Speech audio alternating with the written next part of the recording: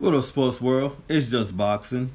Deontay Wilder would accept the WBC franchise tag to duck Joshua or Dillian White, says Eddie Hearn. Eddie Hearn out here lying again, y'all. Deontay Wilder would agree to the WBC franchise tag if it means he can duck fights against former heavyweight champion Anthony Joshua or Dillian White, according to Matchroom promoter Eddie Hearn. Eddie Hearn has nothing else better to do but lie. Although Wilder recently told the boxing media that the franchise tag doesn't fit him, Eddie Hearn maintains that he will agree to being given the status if it means he can avoid fighting Joshua or Dillian White in the future. Dillian White has a record of 26 wins and 1 loss with 18 knockouts. Is the mandatory for the challenger for WBC heavyweight champion Deontay Wilder's belt. However, the World Boxing Council has White suspended due to his adverse findings in a UCAD test following his victories over Oscar Rivas on July 20. Isn't it funny that he's very vocal about every other fight, about everything that's going on and going around in boxing, except when it comes to Dillian White B sample. Isn't that something? But Dillian White is clear to fight, but his status as an interim WBC heavyweight champion and mandatory to the unbeaten Deontay Wilder, who has a record of 41 wins, 0 losses, 1 draw, and 40 knockouts, has been suspended by the sanctioning body. Tyson Fury has taken White's place as the WBC mandatory. But Dillian White will be able to face Wilder in 2021 as his mandatory. That's if Deontay the Bronze Bomber Wilder is still boxing.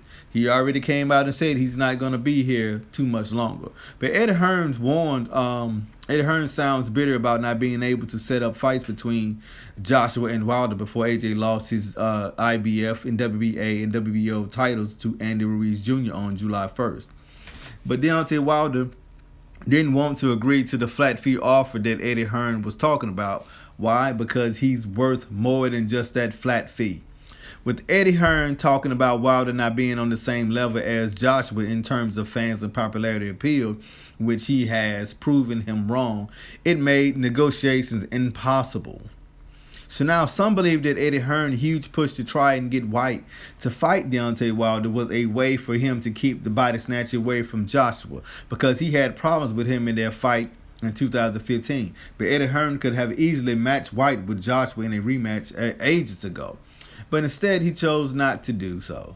But Dillian has invested a lot of time trying to get a title shot against Deontay Wilder, and he has nothing to show for it. Eddie Hearn could have made things easier for White by setting up a rematch with Joshua instead of letting him burn up 3 years of his career trying to get a fight with Deontay Wilder. Now that the WBC has told Dillian White that he needs to wait until 2020 to fight Wilder, it might be a good idea for Dillian to cut his losses and move on.